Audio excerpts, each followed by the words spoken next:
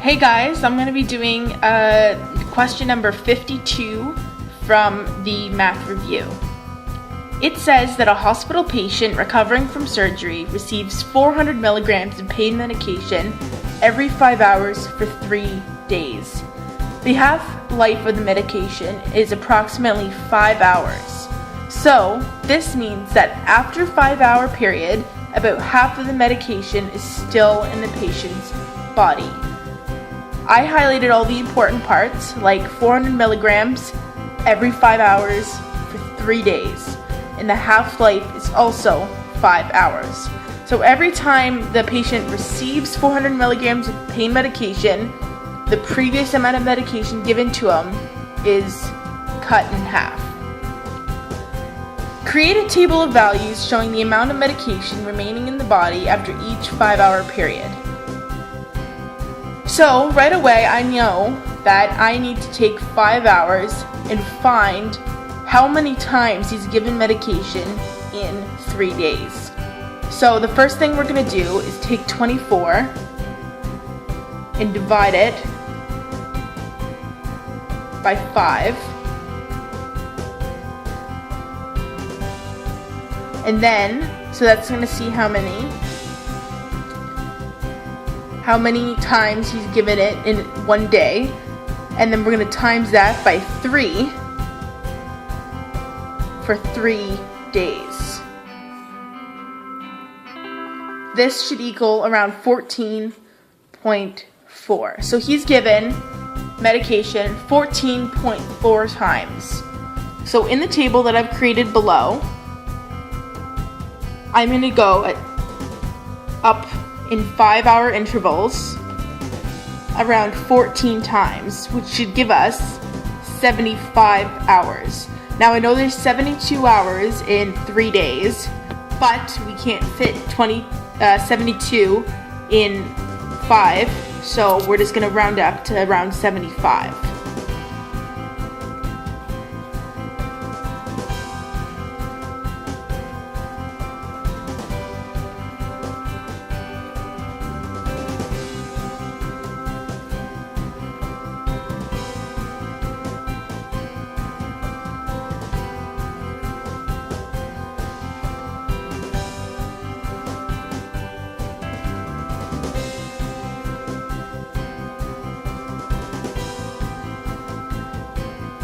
Okay, so this is every time he's given medication. At 5 hours, 10 hours, and so on. Now, for the amount of medication, we know from the question that he's given 400 milligrams of medication every 5 hours. So, right away, after 5 hours, he should be given 400 milligrams. Right? So he should only have 400 milligrams in his body. But what else do we know from the question? Every 5 hours, the previous amount of medication given to him is cut in half because its half-life is 5 hours. So, after 5 more hours, the previous amount of medication should become 200, and 400 milligrams more is given to the patient, which equals 600 milligrams in total in his body. So, 400 milligrams is given, and this amount of medication has been cut in half because the half-life is 5 hours. So we're going to do this again. He has 600 milligrams. After 5 hours, it's cut in half, which is 300, and 400 milligrams more is given to him, which equals 700.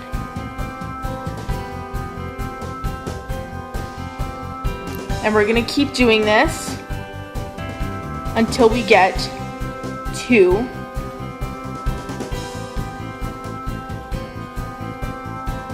75 hours.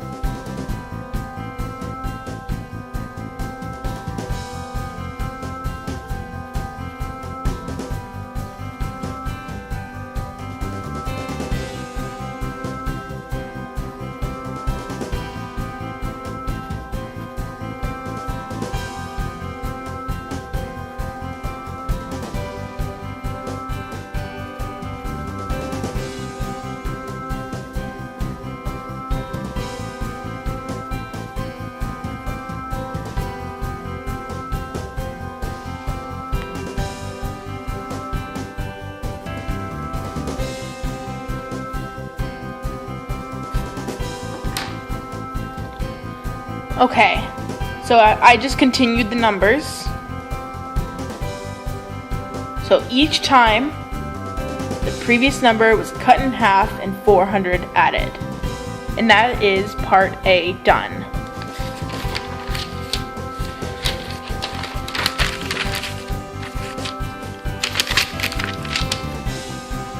Part B wants us to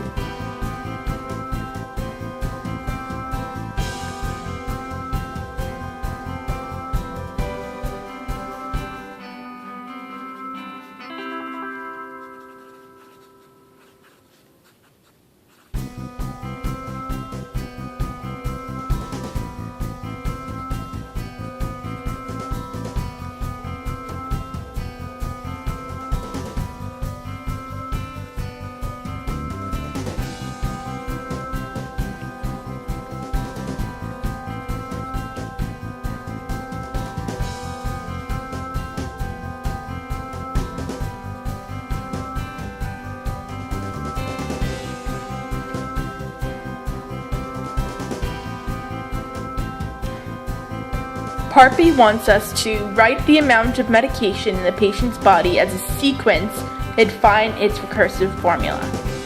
So this is pretty simple. You're just writing the numbers that you created in the table before as a sequence, so just one after the other. So we're going to start with 400, 600, 700, 750, 775, 787.5, and so on.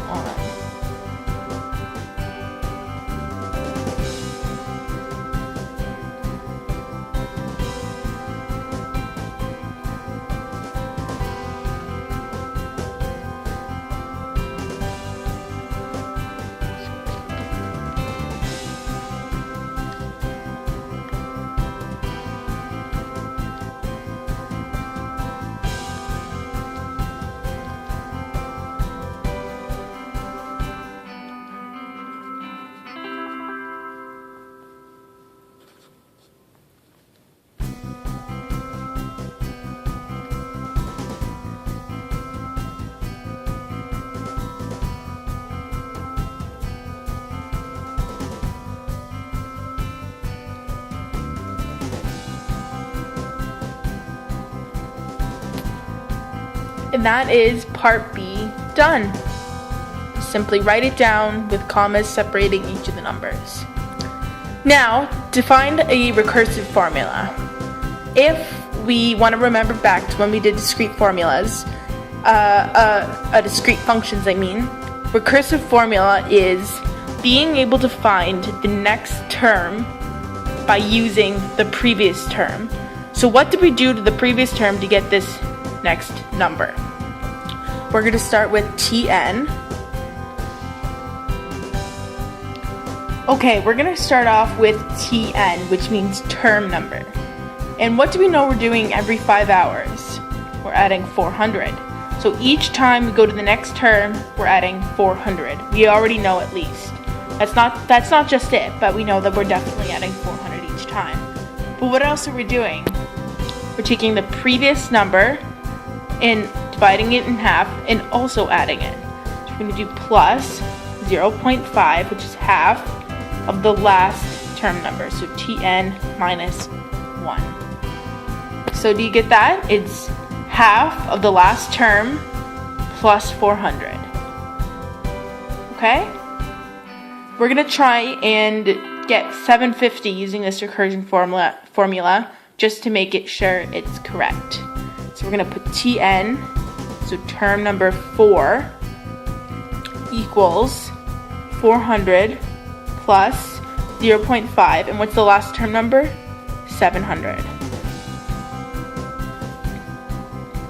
Tn, or T4, equals 400 plus 350. So it's 400 plus 350. T4 equals 750. We're going to check. Term number 4 is 750. T4 equals 750. That is correct. That's part B done. Now, for part C, it asks us, what is happening to the medication in the patient's body as time goes on. And we need to graph what we just did.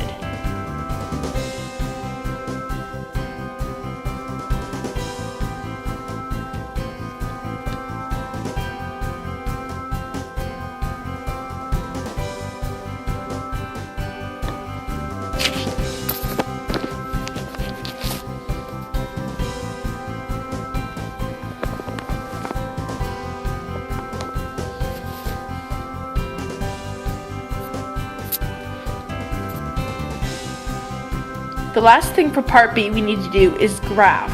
So I just quickly drew a graph, or just the axes, and now we're going to fill in the information. On the y-axis, I'm going to put the amount of medication. So the most is 800 milligrams, the least is 400, and that's 0. I'm going to draw the little squiggly line that shows that I'm not going up by 400. I'm going to go to 600, then 700, and then 800. So I'm going to move that down a bit. Okay? And then on the bottom, I'm going to write the time intervals at which medication was given. So 5, 10, 15, and so on.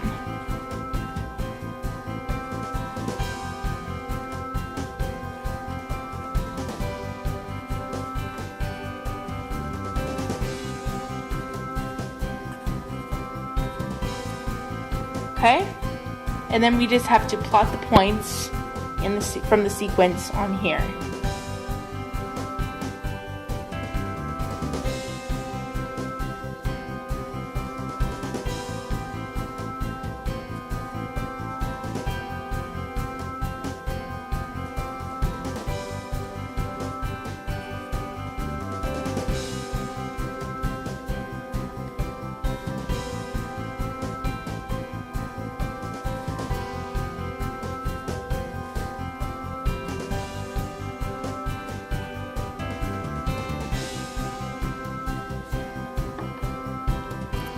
And there we go.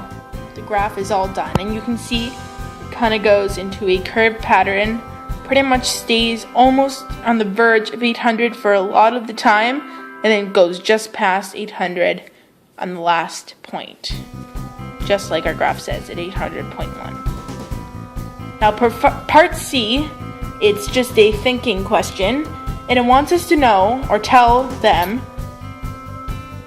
how the medication changes as time goes on. And as we can see from the graph, it increases really quickly in the beginning, but pretty much stays the same from then on. It kind of slows down and pretty much stays the same from then on out. So we're gonna write that into the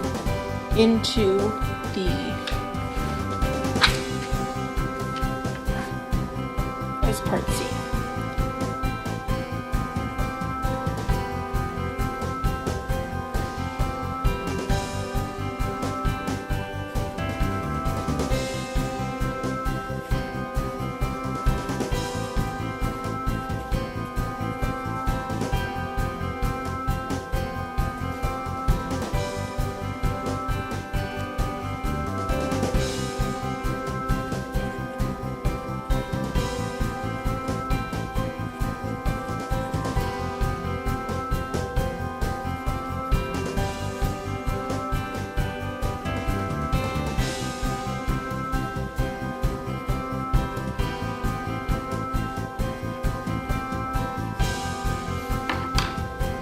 Okay, so my answer says, as time wears on, the medication increases fast at first. Oops, I forgot a T there. But slows down as the medication decays. And that is the completion of question 52 of our math review.